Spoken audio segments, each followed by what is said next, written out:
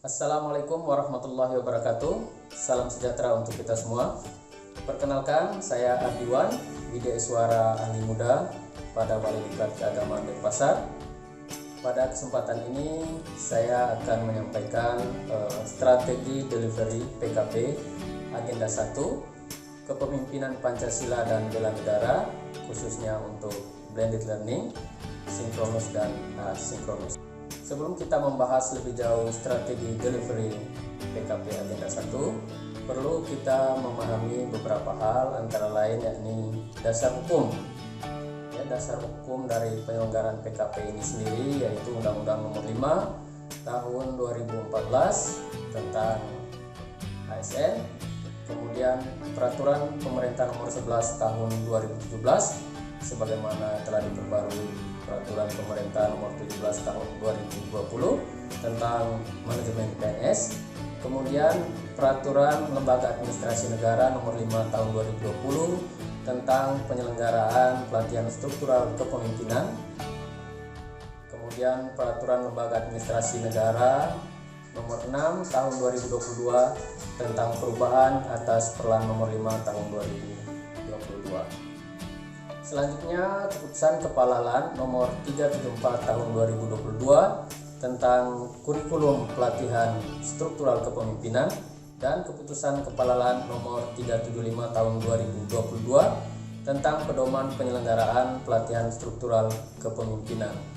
Bentuk pelatihan kepemimpinan pengawas yakni ada klasikal, kemudian ada blended learning dan distance learning. Klasikal dilaksanakan jika blended learning tidak memungkinkan, tentunya atas persetujuan tertulis dari LAN. Demikian pula distance learning dilaksanakan jika dalam keadaan darurat, juga atas persetujuan tertulis dari Lembaga Administrasi Negara. PKP blended learning diawali dengan pembelajaran mandiri berkedudukan di tempat peserta, kemudian dilanjutkan e-learning secara sinkronus dan asinkronus di tempat kedudukan peserta, kemudian pembangunan komitmen bersama, dilanjutkan pembelajaran klasikal tahap 1 di tempat penyelenggaraan, kemudian aktualisasi kepemimpinan pelayanan dan pembelajaran klasikal tahap 2.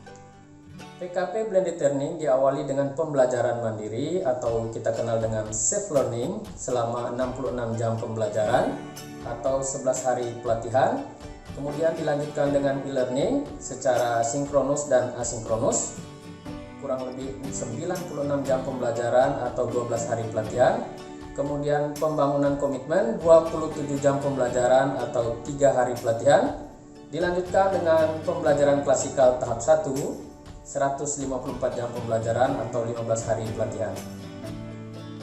Kemudian dilanjutkan dengan aktualisasi kepemimpinan selama 540 jam pembelajaran atau 60 hari pelatihan. Kemudian pembelajaran klasikal tahap 2 sebanyak 22 jam pembelajaran atau 3 hari pelatihan. PKP Agenda 1 Blended Learning diawali dengan pembelajaran mandiri atau self learning, yakni pembelajaran Agenda 1 tentang kepemimpinan Pancasila dan Bela Negara 5 jam pembelajaran, kemudian pembuatan esai isu-isu Agenda 1 kepemimpinan Pancasila dan Bela Negara 2 jam pembelajaran. Jadi total seluruhnya 7 jam pembelajaran atau 1 hari pelatihan. Kemudian dilanjutkan dengan e-learning secara sinkronus 4 jam pembelajaran dan asinkronus 10 jam pembelajaran yang dilaksanakan 2 hari pelatihan. Kemudian dilanjutkan dengan pembelajaran klasikal tahap 1 sebanyak 12 jam pembelajaran atau 1 hari pelatihan. PKP Agenda 1 e-learning kita lihat di sini ya, khusus Agenda 1 sinkronus 4 jam pembelajaran dan asinkronus 10 jam pembelajaran, 2 hari pelatihan. Agenda PKP sendiri terdiri dari Agenda 1 yakni kepemimpinan Pancasila dan Bela Negara yang terdiri dari 2 materi pelatihan, yakni yang pertama etika dan integritas kepemimpinan Pancasila, yang kedua Bela Negara dan kepemimpinan Pancasila, kemudian agenda kedua ada kepemimpinan pelayanan, Agenda ketiga ada pengendalian pekerjaan, dan agenda keempat aktualisasi kepemimpinan pelayanan. Pada kesempatan ini kita akan fokus pada pembelajaran agenda 1 kepemimpinan Pancasila dan bela negara. Bagaimana kita ketahui berdasarkan gambaran umum jadwal pembelajaran PKP Blended Learning, agenda 1 secara sinkronus itu dilaksanakan pada hari ke-11, sebagaimana hari ke-11 dan hari ke-12 ya. Pembelajaran agenda 1 dilaksanakan pada hari ke-11 dan hari ke-12, ada 2 hari, sebagaimana yang kita lihat pada kolom bergaris merah ya. Di sana kita lihat pembelajaran untuk sinkronus pada hari ke-11 itu 2 jam pembelajaran, asinkronusnya 4 jam pembelajaran. Sementara di hari ke-12 asinkronus pembelajarannya 6 jam pembelajaran. Kemudian sinkronus pembelajaran agenda 1 2 jam pembelajaran. Adapun output dari agenda 1 yaitu untuk di pembelajaran mandiri ada essay, kemudian atau penugasan individu, sementara di e-learning yang dilaksanakan secara sinkronus dan asinkronus yakni pendalaman agenda, penugasan individu plus tindak lanjut essay, dan penugasan kelompok. Nah, bagaimana strategi untuk menyampaikan pembelajaran agenda 1 ini pada saat sinkronus dan asinkronus? Pada pembelajaran hari pertama terdiri dari 6 jam pembelajaran, yakni sinkronus 2 jam pembelajaran dan asinkronus 4 jam pembelajaran. Apa yang kita lakukan pada saat sinkronus? Sebagaimana biasanya bahwa pada pembelajaran agenda 1 pada hari ke-11 ini adalah awal pertama kali fasilitator bertemu langsung secara tatap muka walaupun sinkronus dengan peserta. Untuk itu hal yang perlu dilakukan oleh fasilitator adalah memperkenalkan diri kepada peserta, kemudian kita berusaha membangun suasana akrab sehingga peserta nyaman berpartisipasi. Selanjutnya kita menegaskan bahwa fasilitator itu bukan untuk mengajari para peserta ya, tapi kita sifatnya sharing ya. Kemudian kita bisa menyisipkan pantun atau quotes kepemimpinan atau game Pancasila yang berkaitan dengan agenda 1. Kemudian kita menyampaikan tujuan dan agenda pembelajaran. Selanjutnya kita melakukan tanya jawab, pengalaman dan pemahaman belajar mandiri atau self learning menggunakan idea boards. Ya, adapun pertanyaan bisa kita sampaikan melalui ide boards tersebut adalah apa yang Anda ketahui tentang Amtenar ya, apa visi dan tujuan negara yang Anda ketahui.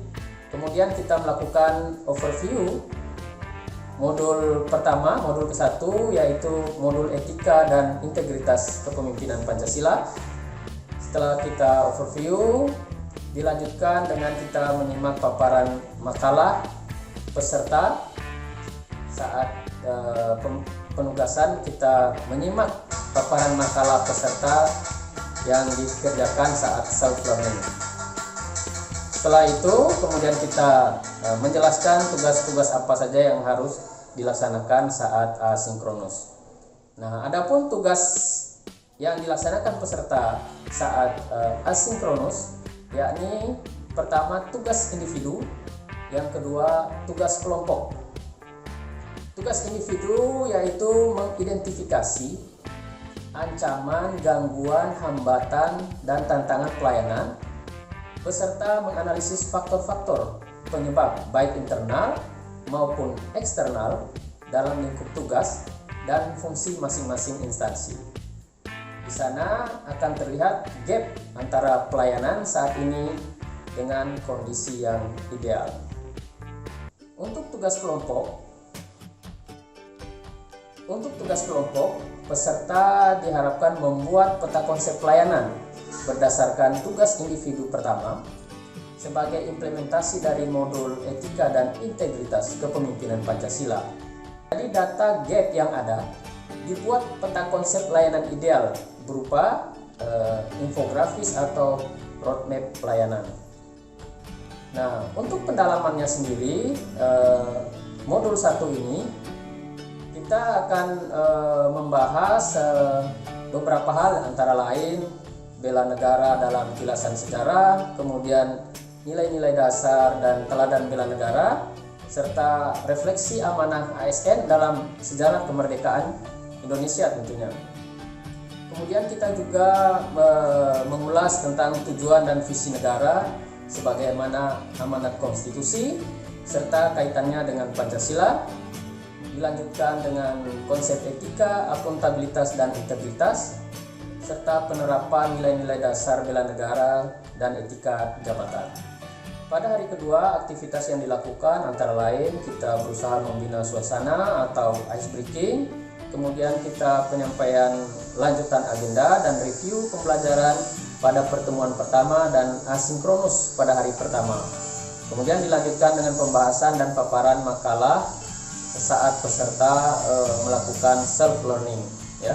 Setelah itu kita memberi tugas kepada peserta, yaitu pertama tugas individu yaitu scoping immersion study terhadap kondisi dan integritas kepemimpinan pelayanan, yakni pengalaman dan observasi dengan cara berkunjung ke suatu lokasi guna memahami dan merasakan konteks setempat secara mendalam sebagai pengguna layanan.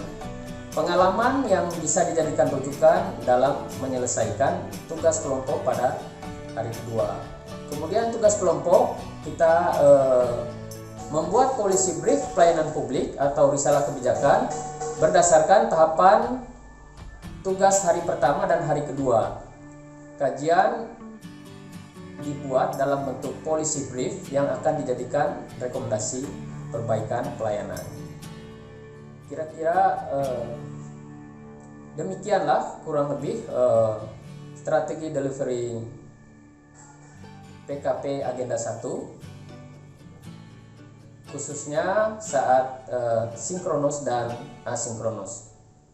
Kurang lebihnya mohon maaf. Terima kasih. Assalamualaikum warahmatullahi wabarakatuh.